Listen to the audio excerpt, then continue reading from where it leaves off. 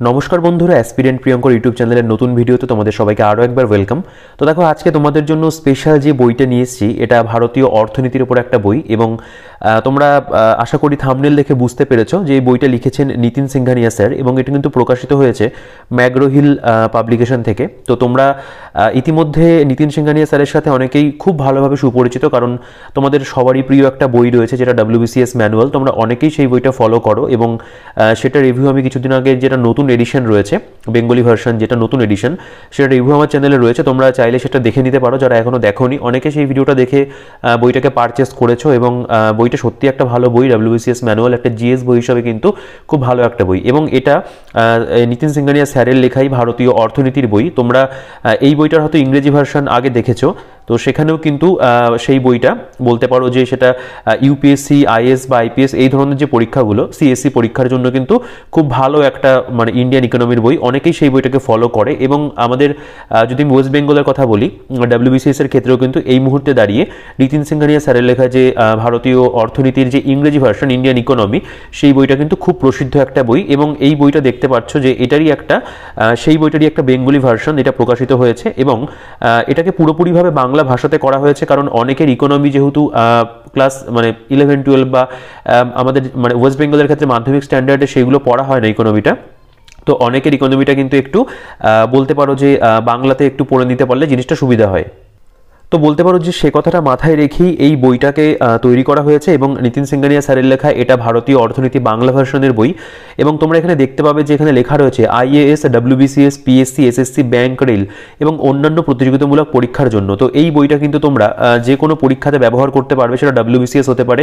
যদি তোমরা কেউ UPSC চাইছো, মানে তোমরা দিতে চাও, সেক্ষেত্রেও কিন্তু তোমরা বইটাকে কনসিডার করতে পারবে। মানে প্রথম দিকে বেঙ্গলিতে বেসটা নিজেকে মানে বেসটাকে তৈরি করার জন্য। এছাড়াও আমাদের ওয়েস্ট বেঙ্গলের অন্যান্য যে পরীক্ষাগুলো হয়, সেই প্রতিটা পরীক্ষাতে কিন্তু তোমরা বইটাকে খুব ভালোভাবে ইউজ করতে পারবে।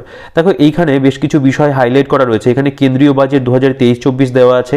আচ্ছা, অর্থনৈতিক সমীক্ষা বা ইকোনমিক সার্ভে 2022-23 রয়েছে, এবং IAS, WBCS প্রিলিমস এবং মেইন পরীক্ষার কিন্তু প্রশ্নপত্র এই বইটার মধ্যে চ্যাপ্টার ওয়াইজ দেওয়া রয়েছে। এবং বইটার প্রেজেন্টেশন খুব সুন্দর এবং খুব ভালো বইটা। আমার তো ব্যক্তিগতভাবে এই বইটা খুব পছন্দের হয়েছে একটা।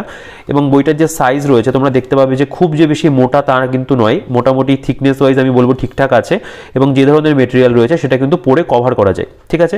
আচ্ছা, বইটার যেটা প্রাইস রয়েছে, সেটার প্রাইসের কি ডিটেলস সেটা বইটার কোথাও লেখা নেই। তোমরা জানো ম্যাগ্রো হিলের বইগুলোতে যেটা কিনা প্রাইস ট্যাগ সেটা কিন্তু থাকে না। তো আমি ভিডিও ডিসক্রিপশনে এটার যে বেস্ট বাই লিঙ্ক থাকবে অ্যামাজনের, সেটা দিয়ে রাখবো, তোমরা সেখান থেকে একটু চেক আউট করে নিও। এছাড়া তোমরা চাইলে আমি যে দোকান থেকে বই কিনি, ফুলিয়া নদীর বিনাপানি পুস্তকালয়, তোমরা কিন্তু চাইলে সেখান থেকেও বইটাকে কনসিডার করতে পারো। সেখানে তোমরা কিন্তু এই বইটার উপরে 35-40% ডিসকাউন্ট চোখ বুঝে পেয়ে যাচ্ছ। এছাড়াও তোমরা কলেজ স্ট্রিট থেকে চাইলেও কিন্তু বইটাকে কালেক্ট করতে পারো। দেখো, এখানে অন্যান্য বইগুলো ছবি দেওয়া রয়েছে। এটা ইন্ডিয়ান ইকোনমি, এটা নিতিন সিংঘানিয়া স্যারের লেখা, এটা 4th এডিশন এই মুহূর্তে মার্কেটে এটা অ্যাভেলেবেল রয়েছে। এছাড়াও আর্ট অ্যান্ড কালচার রয়েছে, নিতিন সিংঘানিয়া স্যারের 5th এডিশন এখন চলছে। আচ্ছা, WBCS কম্পাইলার এই বইটাও আমার কাছে রয়েছে, নিতিন সিংঘানিয়া এবং নান্সি ম্যামের লেখা। তো এই বইটার রিভিউ খুব তাড়াতাড়ি আমার চ্যানেলে চলে আসবে, তোমরা সেটাও আশা করি পেয়ে যাবে আমার কাছ থেকে এটার ভিডিওটা। দেখো, এখানে লেখক পরিচিতি তোমরা জানো যে স্যার এখন প্রেসিডেন্সি কলেজ থেকে অর্থনীতিতে স্নাতক, এবং তিনি কোথায় রয়েছেন এখন, তিনি পশ্চিমবঙ্গ ক্যাডারের 2013 সালের IAS অফিসার, যিনি বর্তমানে মালদা জেলার জেলাশাসক এবং জেলা সমাহর্তা। তো তোমরা স্যারের সম্পর্কে কম বেশি এখন অনেকেই মানে জানো আর কি। দেখো, এটা কমপ্লিমেন্টারি কপি, কারণ এটা আমাকে ম্যাগ্রো হিল থেকে পাঠানো হয়েছে, তো স্বাভাবিকভাবেই সেটা এখানে মেনশনও করা আছে। আচ্ছা, দেখো, এখানে নিতিন সিংঘানিয়া, সুদীপ্ত সিংঘানিয়া দুজন বইটা তৈরির ক্ষেত্রে বিশেষ অবদান রেখেছেন। এবং বইটার পেজ কোয়ালিটির কথা যদি বলি, এই বইটার কিন্তু পেজ কোয়ালিটি খুব ভালো, কারণ ম্যাগ্রো হিলের পেজ কোয়ালিটি বলো বা প্রিন্টিং কোয়ালিটি বলো, সেটা নিয়ে কিন্তু কোনো সমস্যার কোনো জায়গা নেই, এবং বাইন্ডিংও কিন্তু যথেষ্ট ভালো, ছিঁড়ে যাওয়ার বা ফেটে যাওয়ার কিন্তু কোনো ভয় নেই। ঠিক আছে। তো অবশ্যই তোমরা বাংলাতে ইকোনমির যদি কোনো বই এতদিন চাইছিলে, তোমরা এই ভিডিওটা পুরোটা ভালো করে দেখো, তাহলে আশা করি তোমাদের একটা মানে আইডিয়া তৈরি হবে বইটা সম্পর্কে। এবং তোমরা যারা আমার চ্যানেলে আজকে নতুন রয়েছে, তারা কাইন্ডলি চ্যানেলটিকে সাবস্ক্রাইব করে দিও, আর পাশে থাকা বেল আইকনটা প্রেস করে কিন্তু অল করে দিও, তাহলে আমার সব নতুন ভিডিও নোটিফিকেশনস তোমাদের কাছে খুব ইজিলি পৌঁছে যাবে, এবং তোমরা ভিডিওগুলোকে আশা করি এনজয় করবে। দেখো, এখানে কৃতজ্ঞতা জ্ঞাপন রয়েছে। এবার আমি সূচিপত্রতে চলে আসবো। দেখো, বইটার মধ্যে প্রথমে লেখক পরিচিতি বা এই বিষয়গুলো গেল, এবার আমি মূলত মেন যে কন্টেন্ট সেটাতে আসছি। দেখো, অধ্যায় ভিত্তিক ভাগ করা। প্রথম অধ্যায় যেটা এখানে লেখা রয়েছে অর্থনীতির মূল ধারণা, 1 থেকে 17 পাতা অবধি রয়েছে। তারপরে জাতীয় আয়, দারিদ্র, অসাম্য, বেকারত্ব, এরপরে মুদ্রাস্ফীতি। আচ্ছা, আমি ইংরেজি নামগুলো নিচ্ছি না, যেহেতু বাংলা বই, আমি বাংলাতেই বলছি পুরোটা। ভারতীয় কর স্ট্রাকচার এবং পাবলিক ফাইন্যান্স রয়েছে, ভারতের অর্থনৈতিক পরিকল্পনা বা যেটা 5 ইয়ার্স প্ল্যানিং, অর্থব্যবস্থা এবং ব্যাংকিং রয়েছে, আর্থিক বাজার রয়েছে, মানি মার্কেট যেটাকে বলা বলা হয়। তারপরে দেখতে পাবে এখানে এগ্রিকালচার বা কৃষিকাজ রয়েছে, খাদ্য নিরাপত্তা, খাদ্য ব্যবস্থাপনা, ভারতের ভূমি সংস্কার রয়েছে, ভারতের সেচ ব্যবস্থা, ভারতীয় শিল্প, লেনদেনের সমতার হিসাব, এরপরে ভারতের বৈদেশিক মুদ্রা, বৈদেশিক বাণিজ্য, আন্তর্জাতিক অর্থনৈতিক প্রতিষ্ঠান এবং জনসংখ্যা এবং জনসংখ্যাগত লভ্যাংশ। টোটাল 17টা অধ্যায়ে বইটাকে ভাগ করা হয়েছে এবং প্রত্যেকটা অধ্যায়ের প্রেজেন্টেশন আমি বলবো খুব সুন্দর। দেখো আমি প্রথম চ্যাপ্টারটা তোমাদের যদি একটু দেখাই তোমরা একটা ভালো আইডিয়া করতে পারবে। বলছে এখানে অর্থনীতির মূল ধারণা বা বেসিক কি কনসেপ্ট অফ ইকোনমি। ঠিক আছে, এখানে কি কি দেখো মানে এই অধ্যায়টার মধ্যে কি কি থাকবে সেটার প্রথমেই একটা চার্ট করে দেওয়া রয়েছে, অর্থাৎ অধ্যায়ের একটা রূপরেখা তৈরি করা। দেখো এখানে অর্থনীতি, রাষ্ট্র, অর্থনীতির প্রকারভেদ, সমষ্টিগত অর্থনীতি বা মাইক্রো ইকোনমিক্স, ম্যাক্রো ইকোনমিক্স বিষয়গুলো, এখানে অর্থনৈতিক মডেল। ঠিক আছে, এখানে দেখো যে সুযোগ ব্যয় বা অপরচুনিটি কস্ট, এখানে নিরপেক্ষ রেখা যেটাকে বলে এঞ্জেল রেখা বলে, ঠিক আছে, কুজিনেট কার্ভস যেটা, তারপরে বাজেট রেখা রয়েছে, বাজার, এই সমস্ত যে বিষয়গুলো এই অধ্যায়ের মধ্যে থাকবে সেগুলোকে কিন্তু প্রথমে এখানে একটা বক্সের মধ্যে দেওয়া রয়েছে। ঠিক আছে, এবং এটার দেখতে পাবে ব্যাকগ্রাউন্ডে একটা খুব সুন্দর একটা অর্থনীতি রিলেটেড একটা ছবি রয়েছে, এটা বেশ ভালো আর কি। দেখো এখান থেকে আমাদের অ্যাকচুয়ালি কন্টেন্ট শুরু হচ্ছে প্রথম অধ্যায়ে, যেটা তোমরা দেখতে পেলে এর আগের পৃষ্ঠাতে সেরকমভাবেই কিন্তু পরপর সাজানো আছে। দেখো অর্থনীতি এবং রাষ্ট্র বলছে অর্থনীতি হলো সমাজবিজ্ঞানের সেই শাখা যা দ্রব্য এবং পরিষেবার উৎপাদন, বন্টন এবং আত্মীকরণ নিয়ে গবেষণা আলোচনা করে। ঠিক আছে, এভাবে কিন্তু বিস্তারিতভাবে ইনফরমেশনগুলো রয়েছে এবং গুরুত্বপূর্ণ জায়গা যেগুলো সেগুলো তোমরা দেখতে পাবে এখানে কিন্তু হাইলাইট করে দেওয়া আছে, খুব সুন্দর করে হাইলাইট করে দেওয়া এবং টু দি পয়েন্ট বইটার মধ্যে লেখা রয়েছে।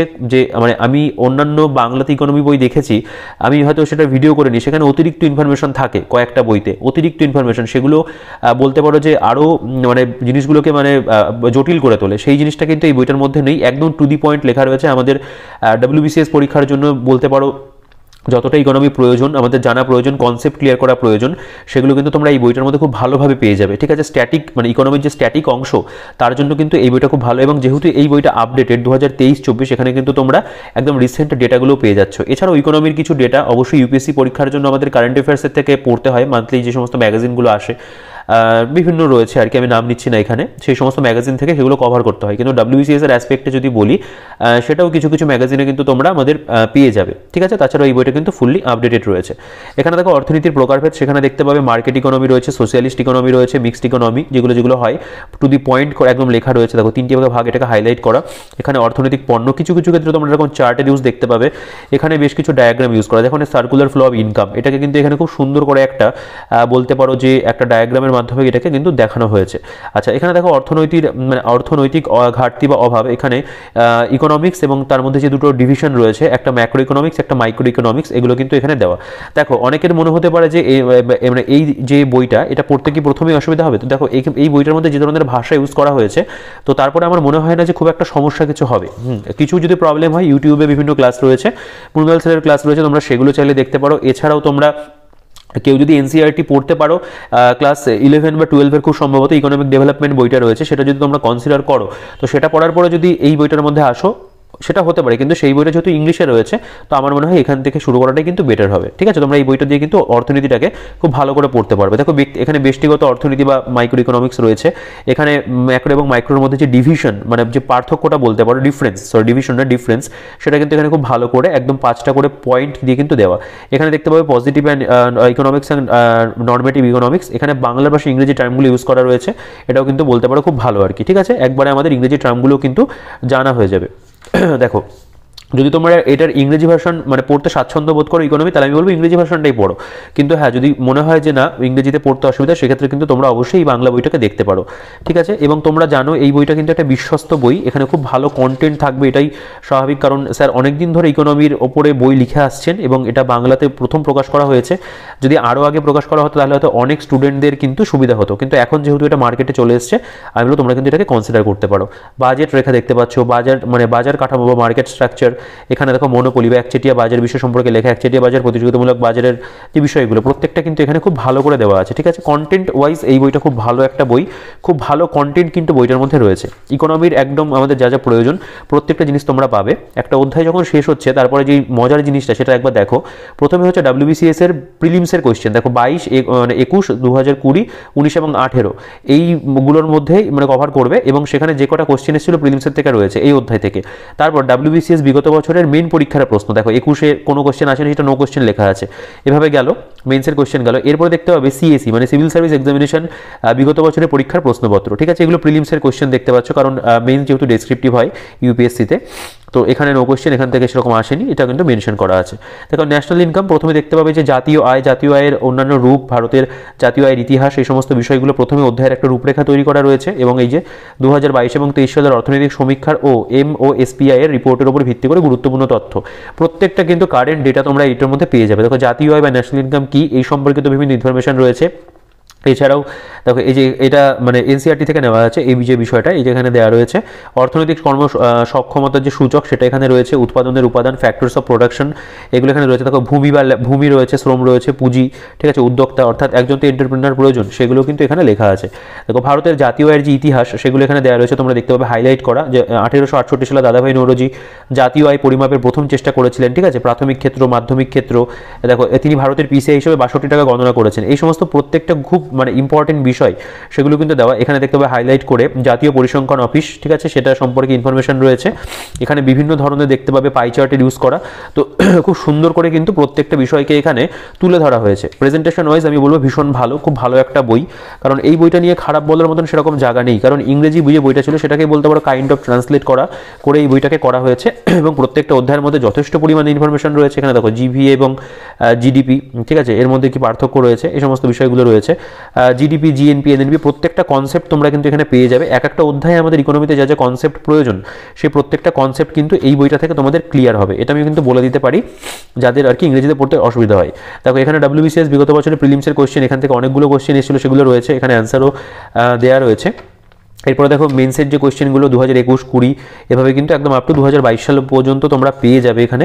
তারপরে দেখো অ্যান্সারগুলো এখানে দিয়ে দিল, এবং এরপরে এখানে সিএসি অর্থাৎ ইউপিএসসির যে প্রিলিমসের কোশ্চেন সেগুলো কিন্তু এখানে রয়েছে, এটাও দেখতে পাবে যে ইয়ার ভিত্তিকই রয়েছে।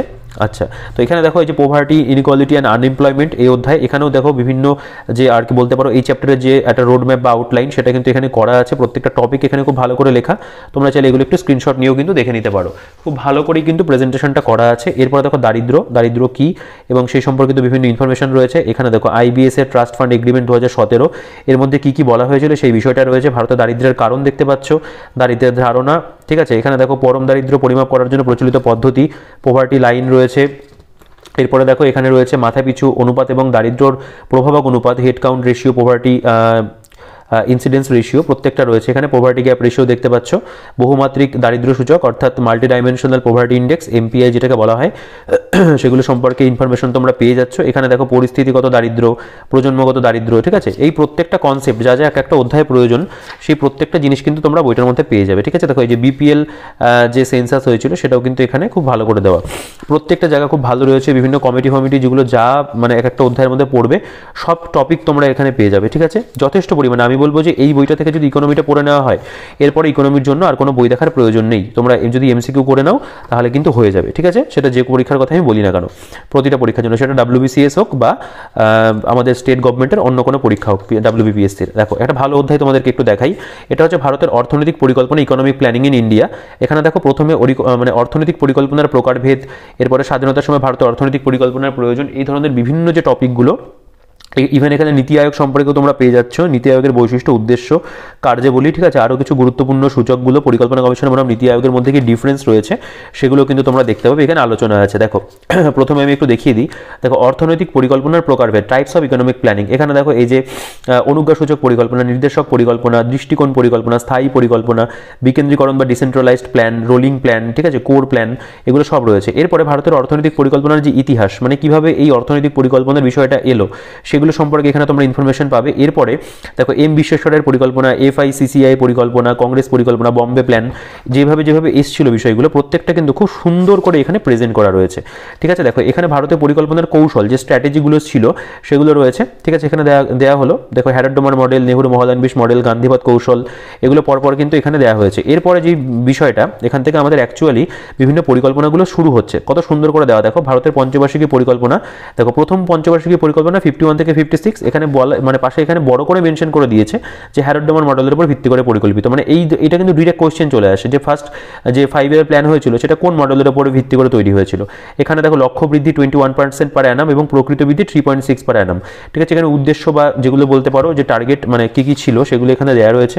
আচ্ছা দেখো এই পরিকল্পনার বিরতি, এই যেখানটা প্ল্যান হলিডে হয়েছিল, তারপরে পরিকল্পনার বিরতির কারণ সমূহ, তারপরে অর্থনৈতিক উন্নয়নে পরিকল্পনার বিরতির ভূমিকা কি ছিল, ঠিক আছে। দেখো চতুর্থ পঞ্চবার্ষিকী পরিকল্পনা, এভাবে আমি একটা পাতা স্কিপ করে গেছি এখানে, ঠিক আছে। দেখো এই যে দ্বিতীয় পঞ্চবার্ষিকী পরিকল্পনা, তৃতীয় পঞ্চবার্ষিকী পরিকল্পনা, এগুলো কিন্তু খুব ভালো করে রয়েছে। এক একটা মানে পরিকল্পনাকে খুব সুন্দর করে যে গুরুত্বপূর্ণ জায়গাগুলো সেগুলোকে তুলে ধরা, এখান থেকে কিন্তু ভালো কোয়েশ্চেন WBCS পরীক্ষাতে আসে, ঠিক আছে, কারণ সিলেবাসের মধ্যে জিনিসটা বড় করে মেনশন করা থাকে 5 ইয়ার্স প্ল্যানের ব্যাপারটা।